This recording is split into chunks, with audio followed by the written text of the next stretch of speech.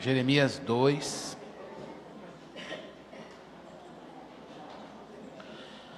A gente vai ler do versículo 1 até o versículo 13.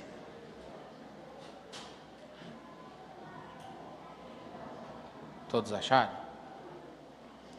Então a palavra de Deus diz assim: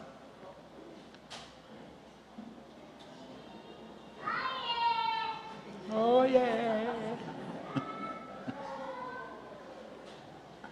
Vamos ler a palavra de Deus. A palavra do Senhor veio a mim dizendo: Vá e proclame diante do povo de Jerusalém. Assim diz o Senhor: Lembro-me de você, meu povo, da sua afeição quando era jovem, do seu amor quando noiva, e de como você me seguia no deserto, numa terra que não é semeada. Israel era consagrado ao Senhor e era as primícias da sua colheita. Todos os que o devoraram se faziam culpados. O mal vinha sobre eles, diz o Senhor. Escutem a palavra do Senhor, ó casa de Jacó, e todas as famílias de Israel. Assim diz o Senhor: que injustiça os pais de vocês acharam em mim, para que se afastassem de mim, seguindo os ídolos sem valor e se tornando eles mesmos sem valor? Eles não perguntaram: onde está o Senhor que nos tirou da terra do Egito e nos guiou pelo deserto, por uma terra árida e cheia de covas, por uma terra de sequidão e sombras de morte, por uma terra em que ninguém passava e na qual não morava ninguém? Eu os trouxe para uma terra fértil, para que vocês comessem o seu fruto e as coisas boas que ela tem. Mas depois de entrar, vocês contaminaram a minha terra e fizeram da minha herança uma abominação. Os sacerdotes não perguntaram: onde está o Senhor? E os que tratavam da lei não me conheceram. Os pastores se revoltaram contra mim. Os profetas profetizaram por Baal e andaram atrás de coisas que não têm proveito nenhum. Portanto, ainda entrarei em litígio com vocês, diz o Senhor. E até com os filhos dos filhos de vocês entrarei em litígio. Vão até as terras do mar de Chipre e vejam e mandem mensageiros a Quedar e observem com atenção. Vejam se já aconteceu coisa semelhante. Houve alguma nação que trocasse os seus deuses, mesmo quando não fossem deuses de verdade? Mas o meu povo trocou a sua glória por aquilo que não tem proveito algum. Fiquem espantados com isto, ó céus. Fiquem horrorizados e cheios de espanto, diz o Senhor. Porque o meu povo cometeu 2 males. Abandonaram a mim a fonte de água viva e cavaram cisternas rachadas que não retêm as águas. Vamos orar ao Senhor? Senhor, dá-nos um coração para crer, receber a Tua palavra e crer. Dá-nos ouvidos para Te ouvir e olhos para Te ver no texto. Nós não queremos estudar a palavra sem ouvir a Tua voz. Junta essas duas coisas: estudo da palavra e escuta da voz de Deus. O Senhor é o autor desse texto. O Senhor, ó Deus, nos deu esse texto. Esse texto tem uma autoria, um sentido que é o Senhor que deu para ele. E nós não vamos compreender, Senhor Deus, sem a iluminação do Teu Espírito. E é por isso que nós pedimos ao Senhor que o Teu Espírito, Senhor Deus, nos encha, para que possamos ser iluminados por Ele e ouvir a Tua voz no texto. Senhor, se alguma coisa em nós impede essa escuta, se alguma emoção, sentimento, alguma ação das trevas, Senhor Deus, quer nos perturbar, Senhor Deus, para que a gente não escute a Tua voz, que o Senhor o repreenda em nome de Jesus. E que o Senhor nos dê um coração quebrantado, Senhor, um coração rendido para ouvir a Tua voz. Senhor, nós precisamos disso. Precisamos ouvir essa voz. porque ela vai nos dar direção e mudar as coisas aqui dentro de nós.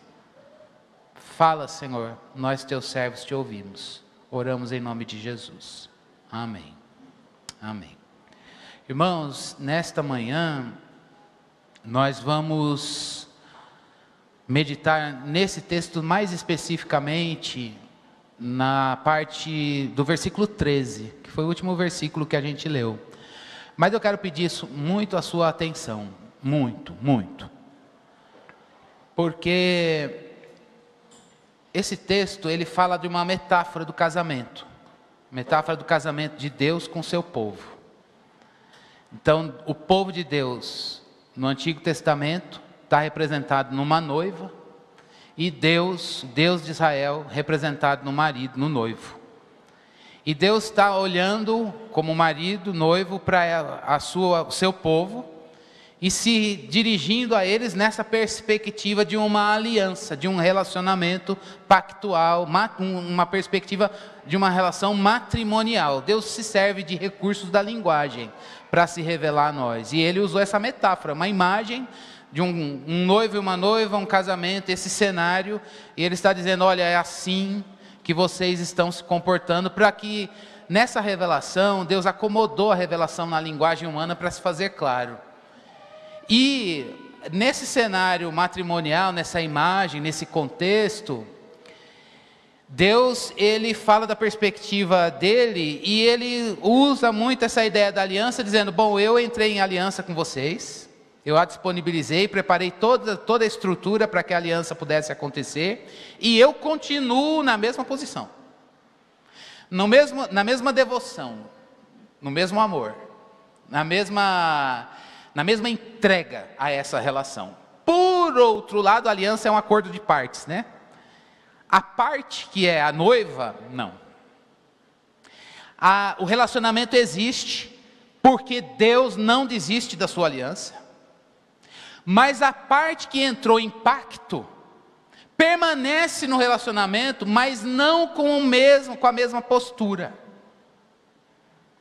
Então existe uma aliança, existe um relacionamento, mas ele, da parte da noiva, esse relacionamento não é valorizado.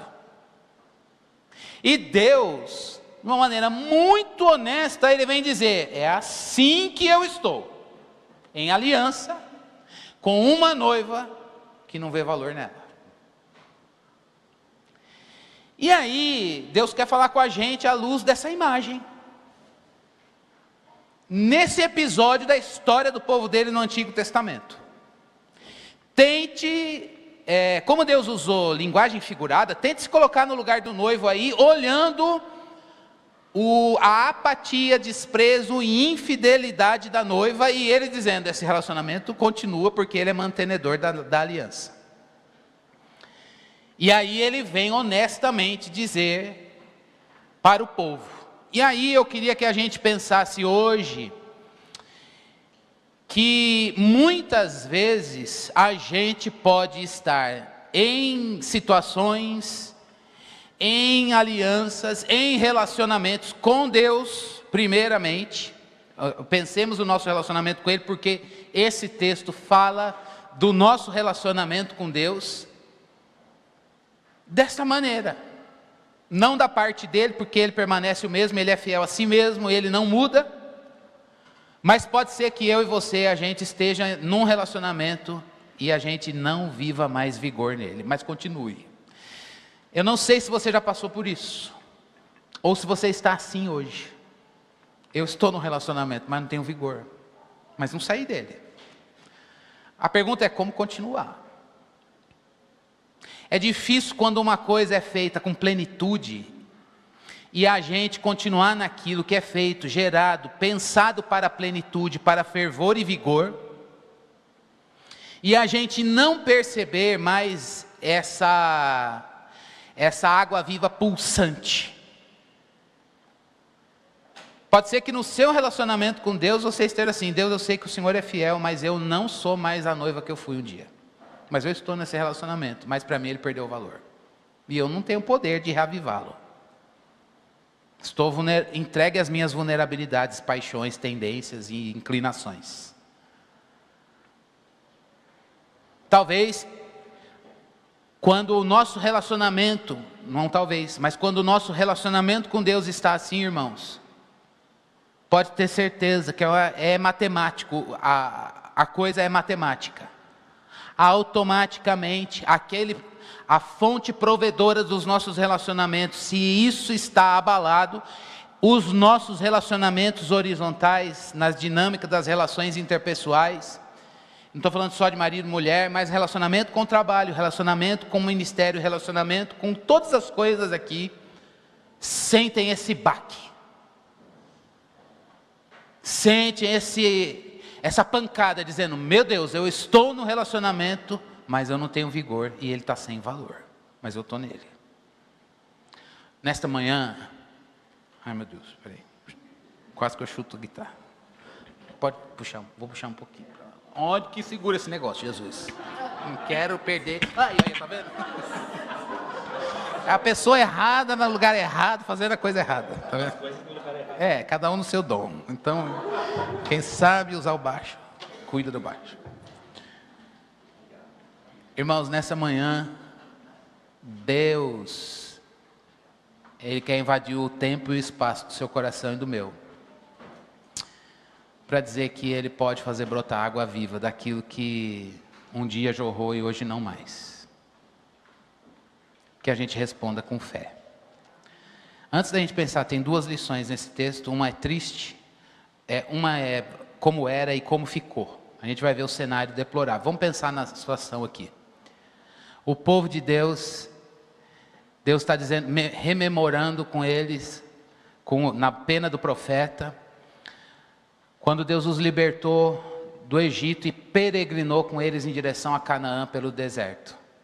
E Deus estava dizendo, você era uma noiva que me seguia. E você tinha amor e afeição por mim. Quando ele usa essa palavra afeição, que está na tua Bíblia, na minha, ele está usando um termo que diz assim, você tinha lealdade pulsante. Você tinha desejo de compromisso. Você gostava de ser fiel. Eu era tudo para você. Em outras palavras, essa palavra é usada para mostrar, não tem isso, mas a gente pode colocar na nossa língua. Seu olho brilhava por mim. Era assim que você me seguia. Seu olhar me perseguia onde eu me encontrava, onde eu estava.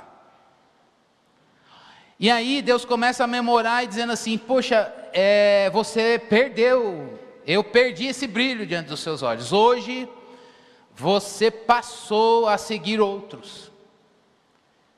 E é interessante que toda a liderança da nação, os sacerdotes que tinham, ele colocou, os sacerdotes que tinham a missão de ensinar a lei, eles trabalhavam com a lei e a adoração, mas eles não me conheciam. Olha que incoerência, a gente viu isso desde a primeira pregação de Jeremias aqui, quando Lucas ministrou ao nosso coração. Os sacerdotes trabalhavam com a lei e com a adoração, mas não conheciam o Deus a quem eles serviam.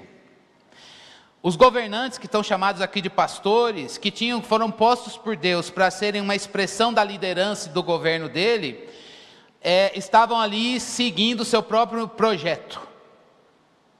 E os profetas, que eram boca de Deus para falar e trabalhar com a palavra, eles estavam abrindo a boca e falando em nome de Baal. E o culto de Baal, a palavra de Baal, suscitava as vulnerabilidades e paixões carnais, dinheiro, sexo e poder. Nada dessas coisas são ruins, mas fora do relacionamento com Deus estavam usadas de uma maneira viciante, uma maneira perversa.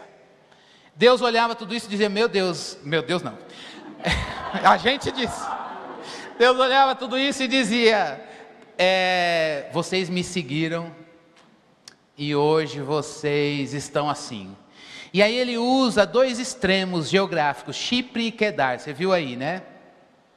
Aí Deus mostra mais uma cena que talvez para nós a gente olhe e fala, não estou entendendo o que Deus quer mostrar. E Deus está dizendo assim, percorre de Chipre a Quedar, vai nesses dois extremos aí geográficos.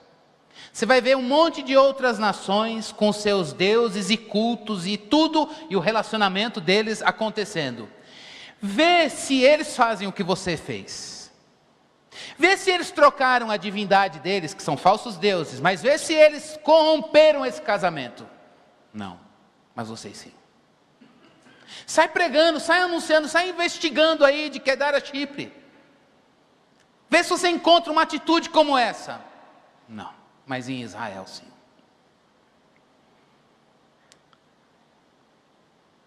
E à luz desse cenário, por que Deus vem ao povo na pena do profeta para falar? Na boca do profeta para falar? Por que Deus quer envergonhar e trazer, quer vingança? Não. Preste bastante atenção nisso, sempre que Deus mostra a verdade e confronta o nosso coração, é para suscitar arrependimento, confissão e volta. Então, nesta manhã, por que Deus preservou essa palavra para a gente hoje, neste dia? Porque Deus quer confrontar? Sim.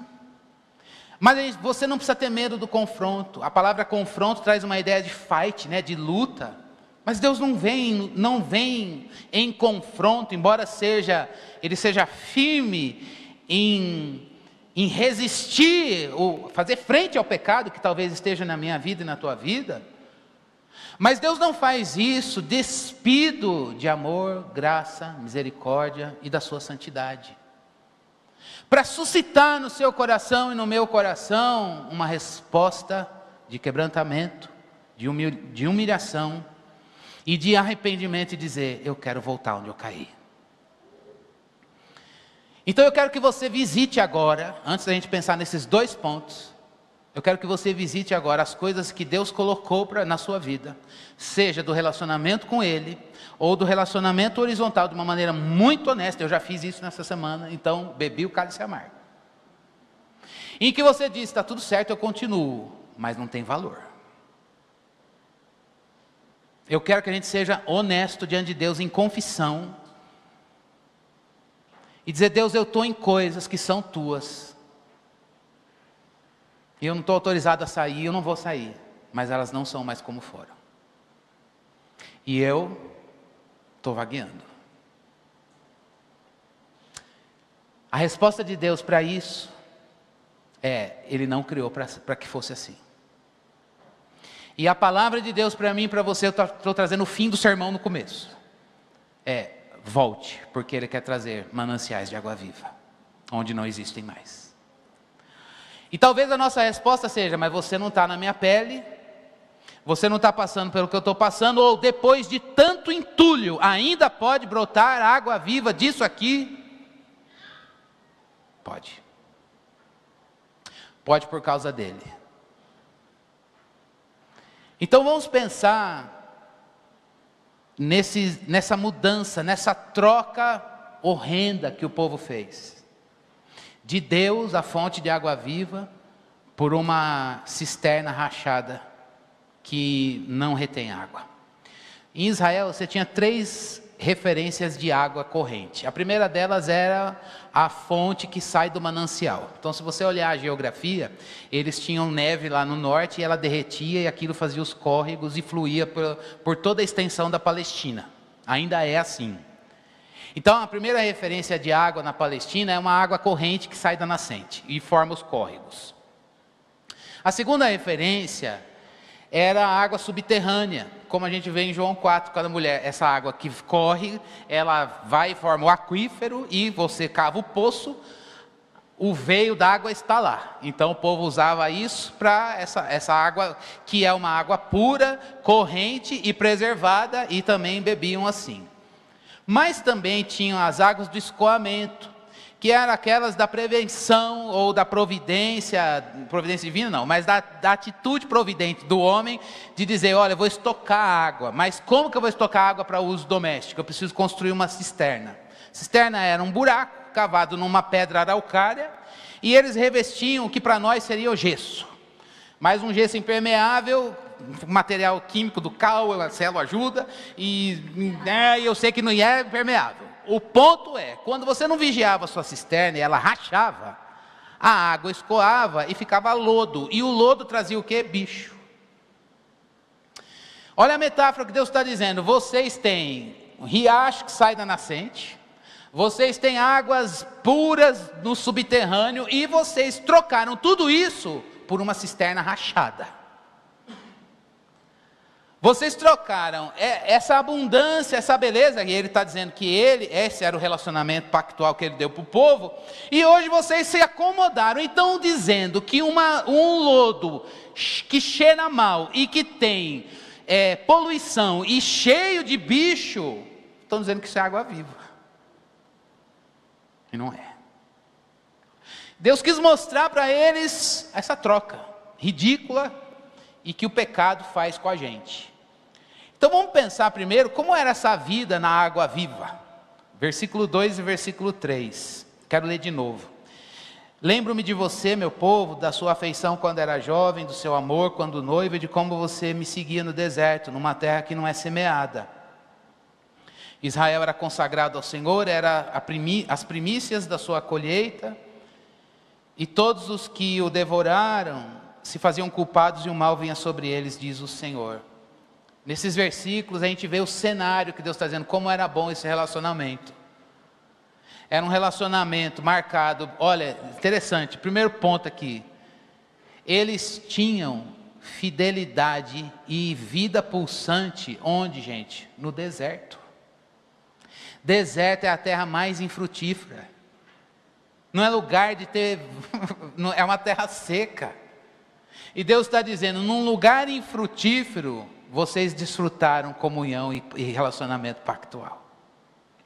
Na ausência de estruturas, vocês tinham o coração todo livre para mim, é aí que ele usa essa palavra, vocês tinham afeição, e nessa afeição brotava um amor leal, brotava fidelidade, brotava vida em compromisso e aliança com Deus, no deserto, na ausência de estrutura, numa terra infrutífera, vocês provaram de uma delícia de relacionamento, e mais, Deus está dizendo, vocês tinham uma vida consagrada, vocês tinham uma vida consagrada, vocês eram a minha primícia, era olhar a vida, o nosso relacionamento e a vida pulsante, a reverberação da vida de Deus no meio do povo, e Deus fala, meu Deus, já estou vendo frutos desse relacionamento, estou tendo a primeira colheita desse relacionamento.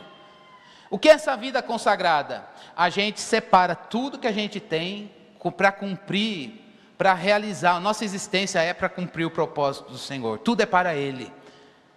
Há uma relação muito forte entre consagração e contentamento. A vida social seguia, irmãos. Eles tinham lá uma jornada no deserto rumo à terra prometida. E eles viviam família, eles viviam alimentação, viviam nos clãs, nas suas tendas, conforme Deus ia mandando, ordenando a caminhada, eles iam seguindo com um firme propósito. E o ponto é, a gente está vivendo de uma maneira consagrada, a gente está vivendo, separando a nossa vida para cumprir o propósito dele, é tudo para ele, e ele é o sentido de todas as coisas. É essa vida que o Senhor quer trazer para a gente, o primeiro pontinho que Deus quer que a gente lembre. Uma vida com afeição e consagração e contentamento nele, no deserto. Deus está dizendo, vocês me seguiam no deserto e provaram a minha fidelidade. Eu queria que a gente lembrasse disso. Uma vida que tem afeição por Deus. Afeição não é sentimento, pode envolver. Afeição é essa lealdade, afeição é essa fidelidade, esse compromisso, que a gente olha para Deus e diz, o Senhor vale tudo para mim. Eu quero me consagrar ao Senhor. Minha carreira é tua, os dons, talentos, bens, habilidades e a ausência deles, é tudo para o Senhor, e o sentido da vida está no Senhor. O sentido da minha vida está no Senhor. É o Senhor que dá sentido para o meu casamento, é o Senhor que dá sentido para a carreira, é o Senhor que dá sentido para o ganho, para a abundância ou para a escassez, é o Senhor que dá sentido para o ministério, é o Senhor que dá o sentido para o exercício dos dons, é o Senhor que dá sentido para a mordomia do corpo, é o Senhor, tudo, há uma relação entre contentamento pleno no Senhor. Estou pensando em Filipenses 4, quando Paulo fala, eu aprendi a viver contente em toda situação. Esse contentamento que envolve a bonança e a luta, a pressão e a calmaria, mas o coração ali contente no Senhor, porque é Ele que dá sentido para tudo isso. É um lugar, é um deserto de infraestrutura péssima ou sem infraestrutura, uma terra infrutífera, mas você vê plenitude e prosperidade do Salmo 1, porque o seu prazer está no Senhor, na lei do Senhor, e nele, por meio da lei, você medita dia e noite. Durante toda a extensão da vida, do dia e noite, não é que você fica lendo a Bíblia o dia inteiro, mas é que do amanhecer ao anoitecer, essa ideia da completude da vida, Deus permeia as tuas atividades sociais. Há um culto contínuo, a vida ordinária é toda para a existência de Deus e para a glória dEle. Foi para isso que Ele criou a gente. E não importa se a gente tem muito ou pouco, mas importa que Ele é tudo no nosso coração. Hoje, no século 21, na cidade de São Paulo, aqui no lugar que Deus nos colocou, a gente tem um bombardeio de muito. Isso não é um problema. A questão é, de que maneira a gente vive essa plenitude de água viva, e nessa beleza de tanta estrutura que a gente tem. Estou falando da vida paulistana, é certo que isso representa uma luta para nós, mas de que maneira tudo isso a gente consegue dizer: Deus, eu quero viver uma vida com afeição e consagração e buscar contentamento no Senhor. Eu queria que você pensasse das coisas que você reclamou, e eu também, nos últimos dias. No 5º dia útil, passado. Ou quando você olhou alguma coisa que você falou: meu Deus, faltou. Ou quando você reclamou de alguma estrutura que você disse: é pouco, está pequeno, não quero entrar em proporções. E você diz: meu Deus, e aquilo gerou um lamento, mas gerou uma murmuração. Consegue perceber a diferença? O lamento está dizendo: Deus, é difícil, mas eu sei que o Senhor está aqui, eu te adoro. A murmuração era melhor morrer no Egito. Era melhor voltar. Eu preciso de uma estrutura mínima, ainda que sob a escravidão de Faraó. Irmãos, eu sei que Deus quer mexer num pontinho do nosso coração hoje, é o contentamento nele. Quando a gente perde contentamento em Deus, e a gente perde, viu? A gente perde. Paulo não era um herói, ele teve que aprender a viver contente, em toda a situação, ele teve que aprender. E como Deus ensina isso? Hoje, Deus quer nos ensinar e resgatar aqui o segredo da vida próspera. É uma vida consagrada, porque uma vida consagrada, o que é uma vida consagrada? É uma vida que é separada para os propósitos do Senhor. Nada é para você. Nada é teu. Nada é meu. É tudo dele, e ele é o sentido de tudo. Nós somos mordomos dele naquilo que é dele. A roupa que eu estou usando, o corpo que você está usando, que ele te deu, o transporte ou não transporte, o trabalho, ou sei lá, o ganho, tudo é dele, e isso é para o propósito dele. Foi assim que Jesus viveu. Esse é o coração consagrado de Jesus, e o Espírito de Cristo, no termo que Paulo usa nas cartas, habita em você, para que a sua vida não seja outra coisa a não ser assim. Uma vida em que todas as coisas, elas são para o Senhor, são dele, e são todas as coisas para cumprir o propósito dele. Quando qualquer coisa que exista na nossa vida não cumpre o propósito dele, a gente perde contentamento e perde consagração. Só que a gente fica no casamento, mas ele perde o valor, e a gente saca. A gente percebe: Deus, eu estou na aliança, por tua manutenção, mas ela está perdendo o valor para mim. Hoje Deus quer conquistar o nosso coração para Ele, de volta. Ele é o noivo que vem buscar. Não é assim que Ele disse para a igreja? Na pessoa de Jesus, ele encontrou uma noiva suja. Suja. Ele encontrou uma noiva cheia de mancha, ruga, mácula. E o que ele fez? Disse essa semana para alguns irmãos: sai daqui, vai se limpar e vem para cá. Cristo nos amou porque nós não porque éramos amáveis. Diz uma frase que eu gosto muito de citar. Mas para nos tornar agradáveis a Ele. E o que Ele faz? Ele lava a igreja suja. É isso que Ele quer fazer com a gente hoje. Ele quer me lavar. Ele quer lavar seu coração. Ele quer lavar o meu coração. Ele quer trazer a gente de volta para a consagração. E dizer, é tudo teu. Não é nada meu. Então hoje que a gente se permita ser lavado pelo nosso Redentor. Lava as minhas vestes, Senhor, e me põe nesse casamento. De vestes limpas, não porque eu me lavei, mas porque o Senhor me purificou. Foi uma troca triste. Vamos pensar desse cenário de ser próspero no deserto, porque Deus é o contentamento, para ficar no segundo ponto, versículo 4 ao 14, a gente não vai reler, mas ficar sem valor no relacionamento com Deus. Como é que chegou isso? De uma noiva que perseguiu o noivo no deserto pela beleza que ele tem, para ficar numa aliança e não ver valor nela. Algumas coisas que marcam esse processo, que eu queria que a gente usasse isso como vigilância para a gente. Estar no casamento, mas não ver valor nele. Primeiro ponto, esquecer de que Deus é bom. Deus disse isso. Vocês se esqueceram da bondade. Ele não usou a bondade, ele usou o termo bom. Do quanto eu sou bom, eu fui bom para os seus pais. São gerações à frente.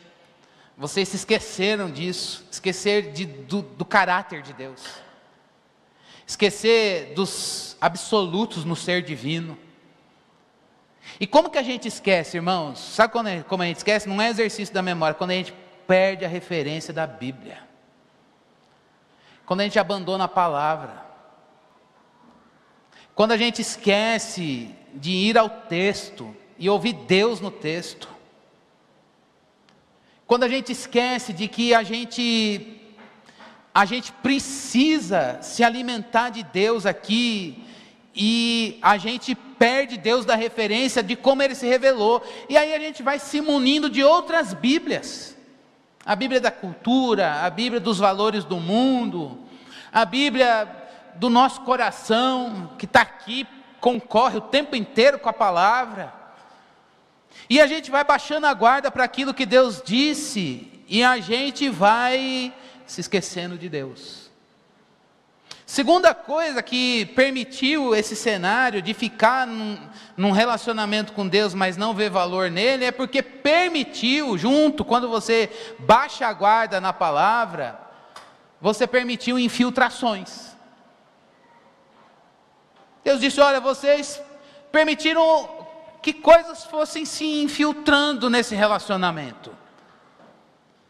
E aí, irmãos, eu queria que a gente pensasse nesses dois pontos, quando a gente esquece de ir à palavra para ouvir a voz de Deus, e eu digo isso, irmãos, semana após semana, a gente está aqui ouvindo a Bíblia, lendo a Bíblia, ouvindo a voz de Deus, mas nem sempre a gente volta, não estou falando do seu coração, mas estou dizendo o desafio diário do meu, a gente nem sempre para ouvir.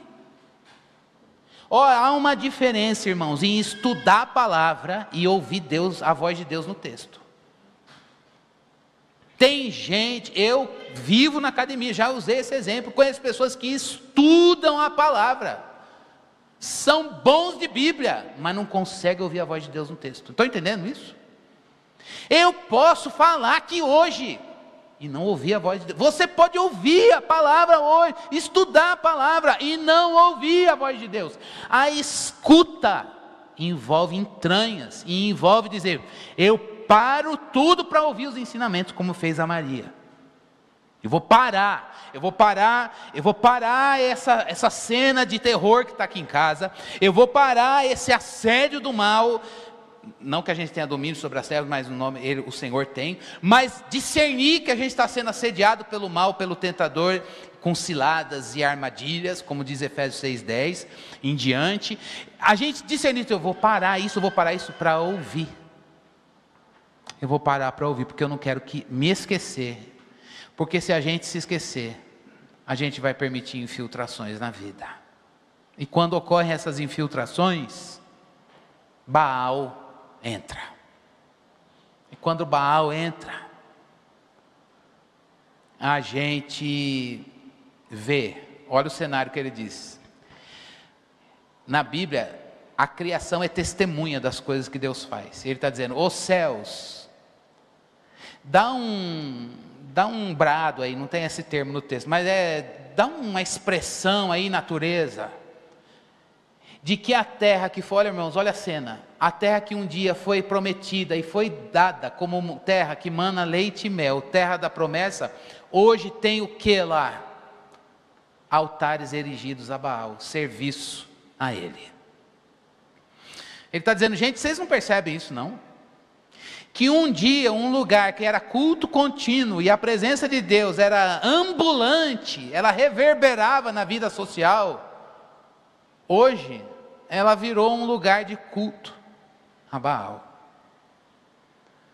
A terra que manava leite e mel, hoje é um lugar de culto a Baal. Ele diz o que diante disso? Fiquem horrorizados e espantados.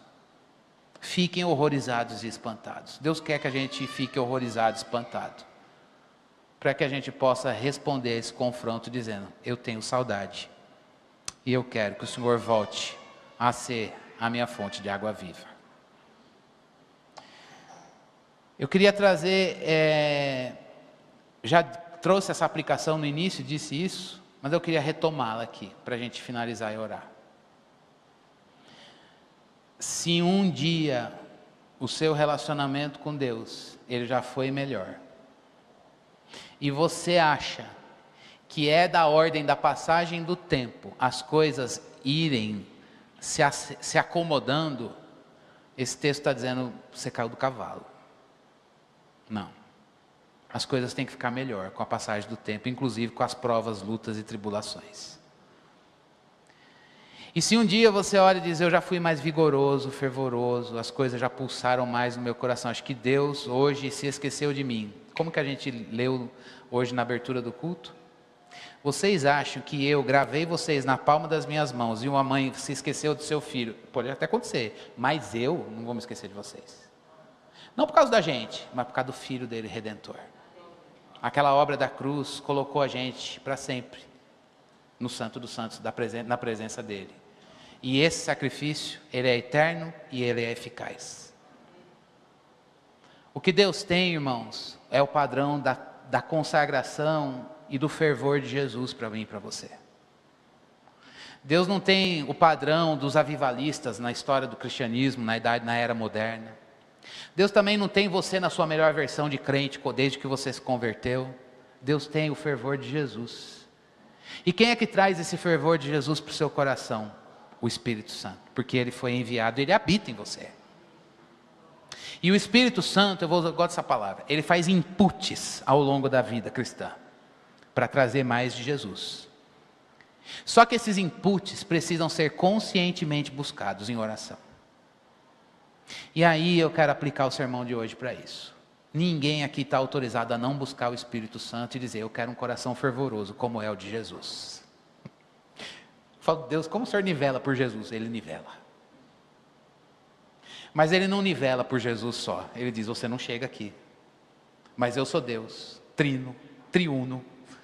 E a terceira desse triuno, que é o Espírito Santo, veio habitar em você, templo vivo. E Ele põe o fervor de Jesus aí, mérito dele. Mas como a gente sabe, biblicamente, você faz parte desse processo, cooperando. Que haja uma resolução do nosso coração hoje, de dizer, eu vou buscar o poder de Espírito. Eu vou buscar o poder de Espírito, para andar no fervor de Jesus.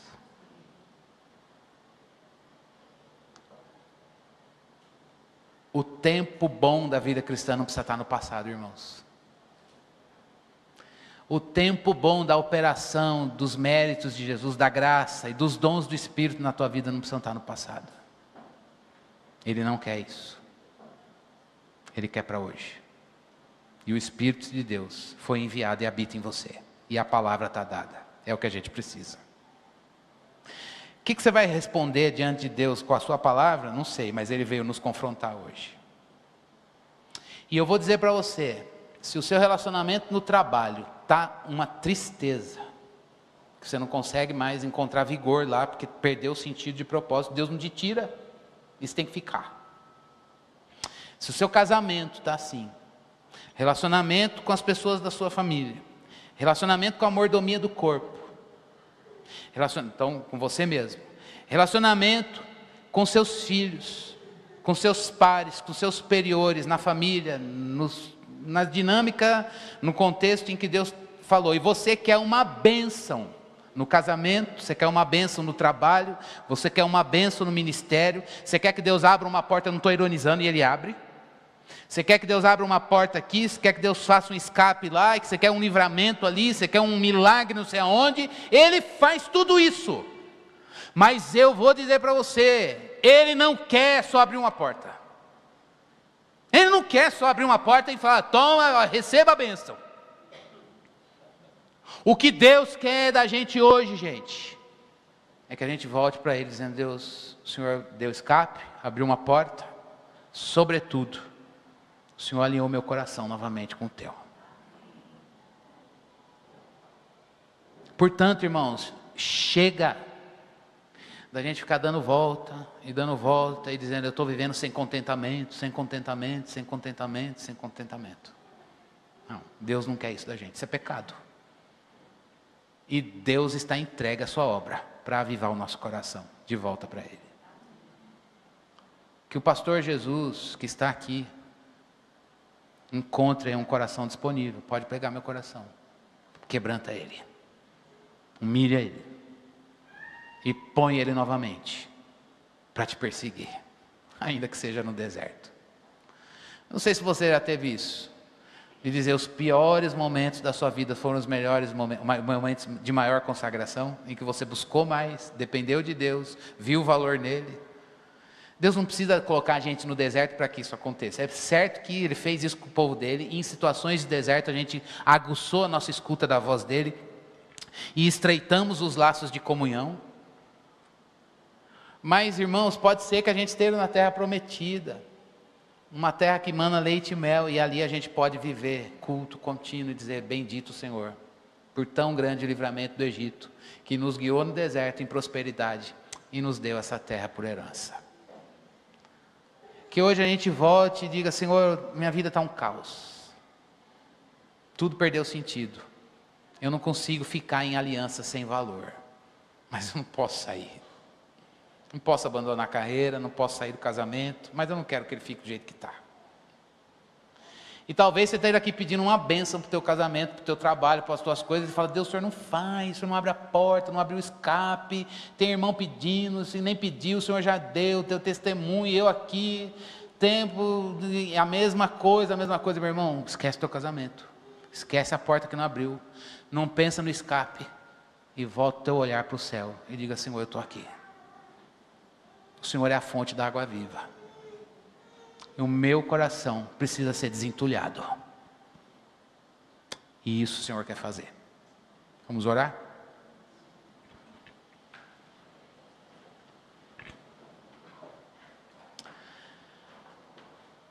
Obrigado, Senhor, porque o Senhor não desiste de nós e o Senhor nos tem gravado no Senhor mesmo, por causa dos méritos de Jesus, tão grande salvação, nosso Redentor Santo, o homem ideal, perfeito, Filho de Deus.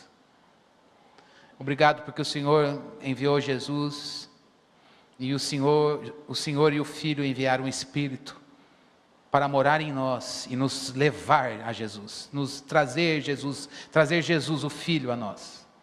E nós confessamos ao Senhor que precisamos desse coração consagrado. Deus, confessamos ao Senhor que muitas vezes nos vemos na aliança e ela está sem brilho. A gente não vê mais a tua glória. A gente trocou a tua glória. A gente trocou a beleza da aliança. A gente trocou a beleza do teu ser divino por brilhos terrestres.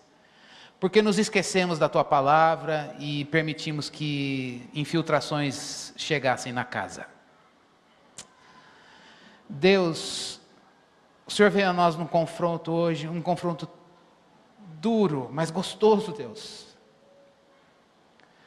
Há sequidão ao nosso lado. Há sequidão dentro de nós. Nossos relacionamentos carecem de Deus. É uma incoerência, a gente não precisava chegar a esse ponto. Mas nós pedimos, por favor, com um pouquinho de fé, ou uma fé pequena e frágil que temos. Toma o lugar, Senhor, de novo. Põe o nosso coração no Senhor, Deus. Resgata o nosso coração para Ti. Lava, Senhor, as nossas vestes. Deus, tira as manchas, as rugas, as máculas. E nos apresenta para o Senhor mesmo como uma igreja santa, gloriosa, sem mancha, nem ruga e nem mácula. Nos lava, Senhor Deus, por essa lavagem regeneradora da palavra. Tua palavra foi lida. Nós meditamos nela. E agora nós clamamos um toque do Teu Espírito, Senhor. Senhor, por favor, traz vida, Senhor Deus, onde já não há mais vida. Senhor, mais do que as ações pontuais no tempo e no espaço, nas coisas que estão gritando, e eu sei que o Senhor é galardoador, o Senhor é gracioso, o Senhor supre as nossas necessidades. Nós viemos aqui pedir ao Senhor, ó Deus, conquista o nosso coração para Ti, Senhor. Tira, Senhor, o apagamento da memória, nos faz escutar Tua voz no texto de novo. E nos faz, Senhor Deus, aparar, ó Deus, as arestas e tirar as infiltrações. Porque todo esse lodo, Senhor Deus, seja arrancado de nós, esse cheiro horroroso do pecado, Senhor Deus, essa apatia, Senhor, a indiferença, a insensibilidade de Tua santidade, falta de percepção do Teu ser glorioso, Senhor Deus, que tudo isso, Senhor Deus, ó Deus, essa mediocridade ou mesmice, Senhor, ó Deus, que rouba a novidade de vida no Evangelho, de vivenciar, Senhor Deus, Jesus em nós e o céu no nosso coração, Senhor. Ó Deus, que tudo isso, Senhor Deus, seja removido. Por mãos graciosas, firmes, santas do Senhor. O Senhor sabe nos moldar, nos trazer de volta. E nos dá, Senhor Deus, contentamento numa vida consagrada. Faze-nos, Senhor Deus, nos voltarmos dos brilhos deste mundo, Senhor, para o resplendor da Tua face, Senhor. Para o resplendor da Tua glória, Senhor. A glória, Senhor Deus, do unigênito do Pai que nós vimos revelado no Filho quando lemos na Escritura.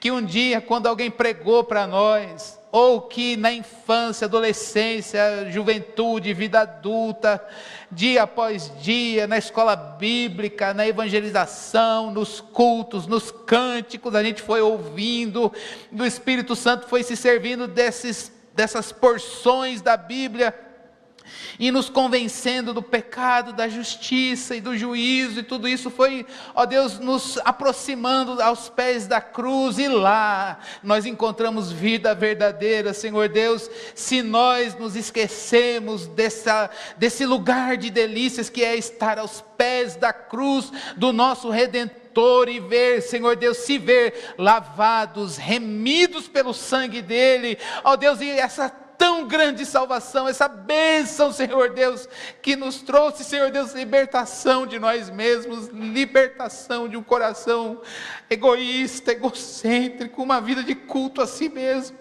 uma vida, Senhor Deus, de culto às coisas deste mundo, uma vida, Senhor, sendo levado pelos ventos da cultura, Senhor Deus.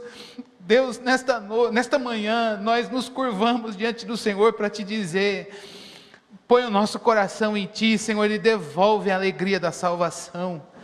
Devolve a alegria da salvação, Senhor Deus. devolve-nos a alegria da salvação e que a gente nunca mais troque, Senhor, esse rio de água viva, Senhor Deus, essa água corrente, ó Deus, esse veio subterrâneo, Senhor Deus, que jorra, Senhor Deus, por uma cisterna rachada, Senhor Deus, com lodo podre, Deus. Que o Senhor nos dê nojo do pecado, Senhor. Que o Senhor nos dê, ó Deus, nojo do pecado, Senhor Deus. Ao ponto, Senhor Deus, da santidade de Jesus reverberar em nós, a gente dizer, chega, fora daqui. A gente quer romper a aliança, Senhor Deus, que não tem nada a ver com o Evangelho. Ó Deus, desfazer, Senhor Deus, de laços do maligno, Senhor Deus. Ó Deus, nos desatar nós, ó Deus, que nos tiraram e nos prenderam, Senhor Deus, e fincaram os nossos pés neste mundo, Senhor.